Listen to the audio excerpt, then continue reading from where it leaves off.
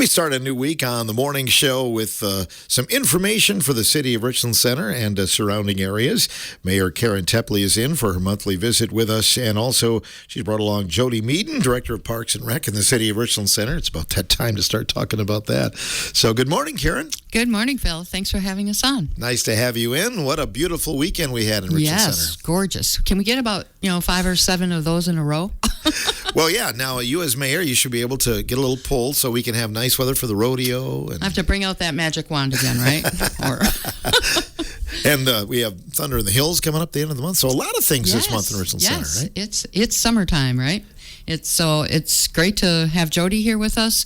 I think, as you recall, during my campaign, I brought up that I would like to have people join us on this segment. People who our firsthand knowledge of the things that are going on within the Parks and Rec. So that's why Jody is joining us today, and I'm sure she'll have all kinds of things to talk about. Indeed. Well, probably the first and foremost question on everybody's mind, inquiring minds want to know, when is the Aquatic Center going to open, Jody? Well, as some know, the splash pad is open. So 8 a.m. to 8 p.m.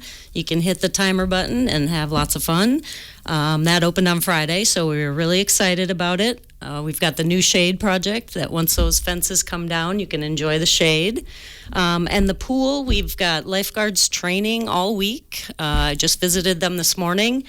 And we are opening actually early. We normally open the Monday after, but since school got done earlier, we can open June 6th. So we're opening Saturday, June 6th. So get your pool passes. There's still time for pool passes. We've got whack packs, which are 10 passes for the price of 9. Go visit Jenna in the office, and she can get you set up. We also have Medicare supplement options if you have Silver and Fit, Silver Sneakers, Prime, things like that. We have a new Renew Active with United Healthcare option, so check out to see if you can get a free pass at the pool. I did find out that actually one of those doesn't allow 2 locations, so if you're a Simons member, sometimes you can't be both.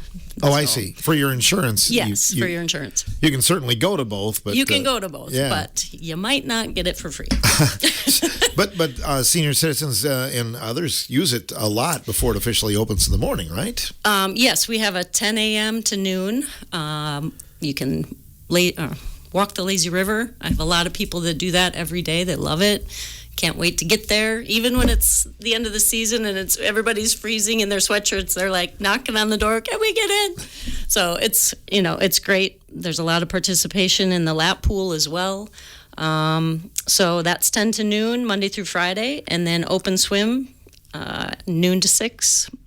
We also have pool party availabilities as far as that goes. So come visit us before the pool opens for all those pass needs or party needs, and then once the pool is open, everything is over there.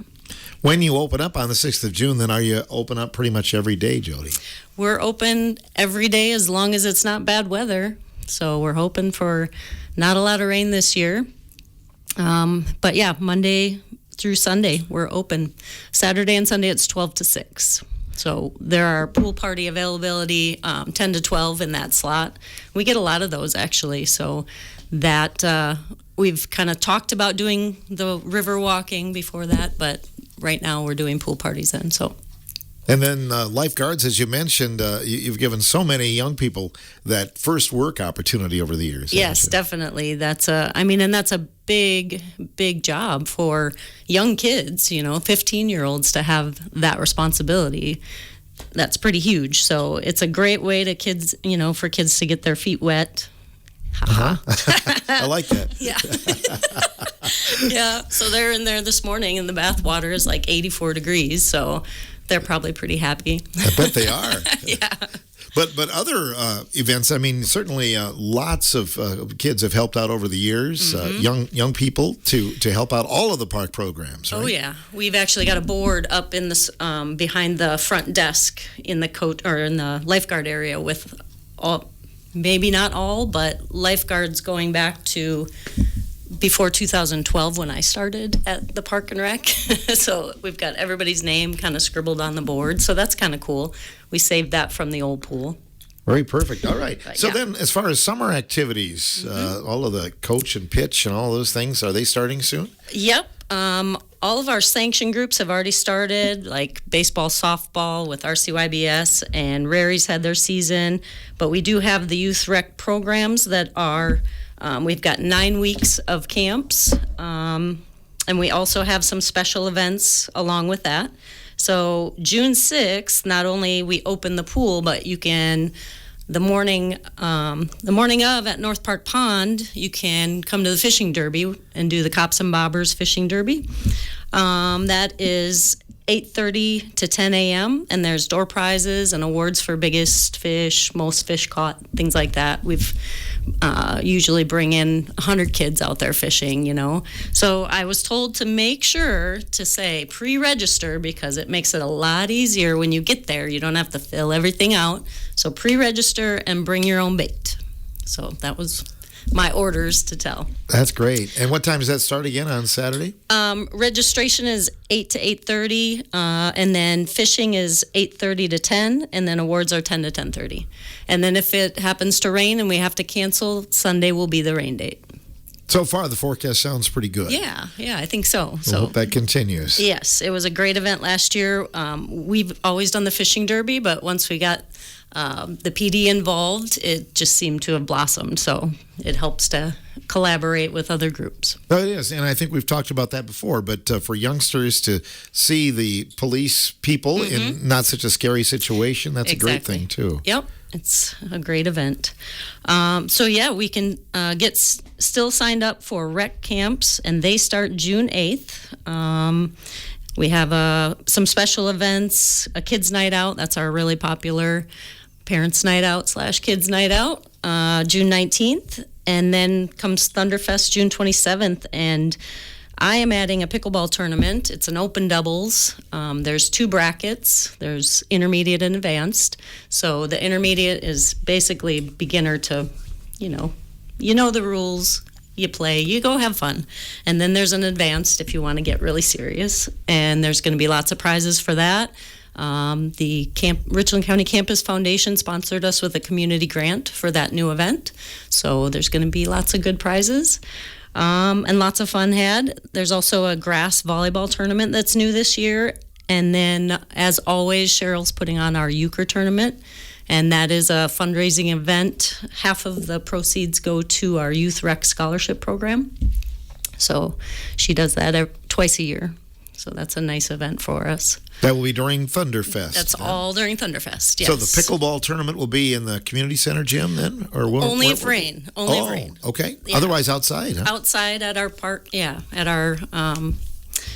our courts, and hopefully we don't have to play inside. But Simons has allowed us to use their space as a backup event if we need to as well.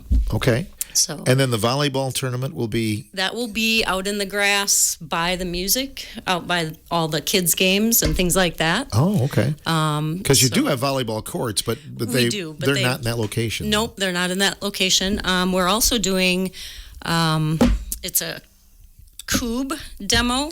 Linda Wallace, I think she come and talk to you, or she's going to? She's coming in this month, kind of introducing it. I kind of vaguely know what it is, but she's going to explain it a little bit more. She is. So they're going to do a demo down by the volleyball courts there at 1 on Thunderfest that Saturday. So that'll be interesting if people are interested in that to come out and check it out. So all free events too. All free events. I mean, the pickleball is $25 per person. But okay. You get a T-shirt. You get a meal at Thunderfest afterwards, and lots of fun things. So yeah, that's a good maybe deal. some pickles if you win. You never know. Do you play pickleball? Or? I do, do you? actually. Yeah. Sometimes I'm okay at it. Uh-huh. Other times I'm like, maybe I'll go home. Okay. I got to learn more about it so I can broadcast it, Oh, it's fun. You got to do it. And so can people pre-register then again for the pickleball? Are there ways to do that then? Yep. On our website, we have a link to our online registration, just like you do for all of our rec programs. And you can sign up right there, or you can sign up in the office. Anything else you want to hit on as far as this summer is concerned and sign-ups? Oh, goodness. Well, we've got July is our Park and Rec month, so we have some events scheduled for that. We've got, we did the Lazy River 50 last year, and we're kind of adding on to that a little H2WO challenge where you're going to do some it's about four rounds. You do some laps, then you go down the slide, and then you make a lap around the river. And you get deductions on your time if you run, so it's kind of it'll be a fun event, hopefully. Do you lay awake at night thinking of these names? H2WO. That's sitting, that's good. AI helps sometimes if I'm not feeling that creative. But yeah, sometimes they come up with some fun things. But it should be fun. And then at the end of the season, we're going to do a luau and a dive-in movie. So you can come and sit in your inner tube and watch Moana 2. And the Rotary Club is sponsoring that. Rotary Club sponsored the Splash Pad Shade. Lions Club is sponsoring the movie. They're doing popcorn. And 4-H will be there. So it'll be a luau and end of the season shebang before the last weekend. Yeah, perfect. Okay. What about camps? Because I know you have some of those for the kiddos, some things that are going on, some things to learn this summer. Oh, yeah. We've got crafts, we've got sports, we've got STEM, we've got everything. We are partnering again with the Phoenix Center, Galaxy Skate, Ocooch Mountain Humane Society, and Quail Run for their services. So it's really nice to partner with them. So lots of opportunity for whatever you're interested in, whether it's movie making. There is a movie making camp. So I remember when my girls did it, and I just found that YouTube link and watched it the other day. Oh, man, that's some great stuff. Yeah, so it was a lot of fun. So awesome. Lots of opportunities. So hopefully people will do that. Do you still print a Park and Rec book, or is that kind of antiquated? Okay, so we printed our last summer brochure. I mean, I'm hoping it's a good and bad thing. I know people like to get that packet, and you always like to see if your kid made it in there, and they do too. But you can still see it online, and if that person wants to have that, we will always print out something, you know. And if it's something of a hardship not to be able to see it online, we can always print off the offerings for that person if they come into the office. So we're going to save money on those brochures and put it towards a POS system, a new registration system that will make everybody's life easier at the pool and us, hoping. So, but it'll all be online, and it'll all be available just as it is. We'll still make the brochure, so all those pictures will still be out there, but we're just going to go digital. Oh, it's so good to be talking about summer stuff, that's for sure. Yes. Karin, let's talk about some things in the city of Richland Center. All right. What's new? What's been happening? What's new? Well, a few things. We have city council tomorrow. So Jody brings all the fun. I have to bring all the business stuff. So, once again, as I mentioned while I was campaigning, that I thought it was a really good idea for constituents to hear directly from the people they voted for. So we are kind of switching things up a little bit. So we will have the mayor and alderperson's reports before the department heads. So the department heads can then fill in if they need to. But, all of our council members serve on 3 or 4 committees along with council. So they will be doing the reporting on those. And then let's say also on our agenda is we have a new committee, and that committee is called General Government Committee. So that committee, we've always had, issues with where do we put this, the odd things or the very important things like contract renewals, things that involve the entire city. So the General Government Committee will handle all that type of thing. Legal matters, governance of the council itself, and citywide policies and procedures. So that committee met last week. And so things like different contracts. So simple things like the billboard that we have, the digital billboard on Highway 14, that's under a contract, a yearly contract. So, that's where that lands. Before we were like, well, administration just deals with it, and then it was brought to council. But this is a really good place for that to land. Then we will also have the Cobblestone Hotel pre-development agreement. We're going to be the General Government Committee agreed to extend that for 6 months, so they're going to forward that on to council for Tuesday. And then Panorama. I know that permits have been pulled, so there's fencing all around the construction area now, so we should start seeing things happening there. And then also Story Field, there's definitely equipment hard at work as of this morning when I took a ride over there just to see what was going on. So those are some fun things that are happening. Yeah, some dirt's being moved, and sounds like a little progress in some areas. Yes, definitely. So, yeah. And the cobblestone, you said that's going to be kind of tabled now for a little while then? Well, not tabled. Just the contract, the pre-development agreement. I think I had mentioned before that we're in the investor stage. So that investor stage is going to continue out for another 6 months. It's not always, things that we do every day of the week is, having people invest in projects in our community. So it takes a little bit of work. New businesses, I know I've heard tell of a few that will be opening soon. Yes. So part of our agenda for tomorrow from our Plan Commission will be 3 new conditional use permits. One for I guess they're called the LSV vehicles. So it's low speed vehicles. So they appear to look like golf carts, but they're not.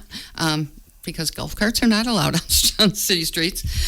So a new business there. They had a nice grand opening the other day, and a lot of kids and a lot of fun conversations. I don't know if you've seen them from the distance with the construction and everything going on, but they have themed carts as well. There's Mater and there's Batman and all kinds of fun things happening there.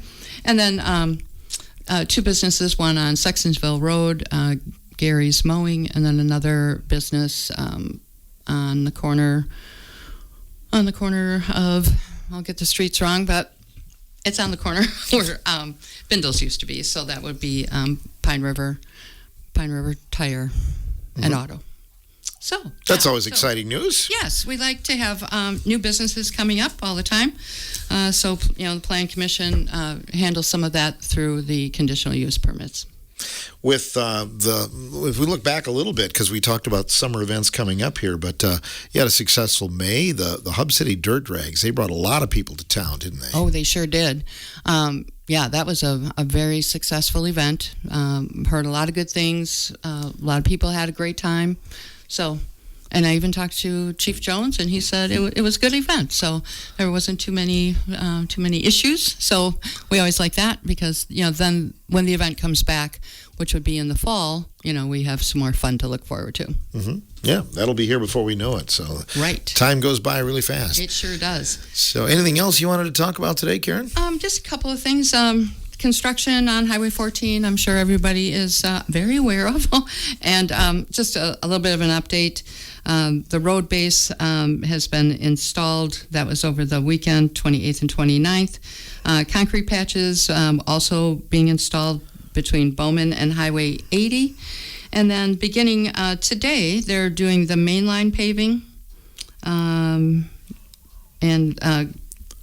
concrete paving by Friday or Saturday, June 5th or 6th. So they're probably thinking about, doing the major traffic shift probably in July. So we'll switch over from what we're doing now to the other side, which should be nice and smooth.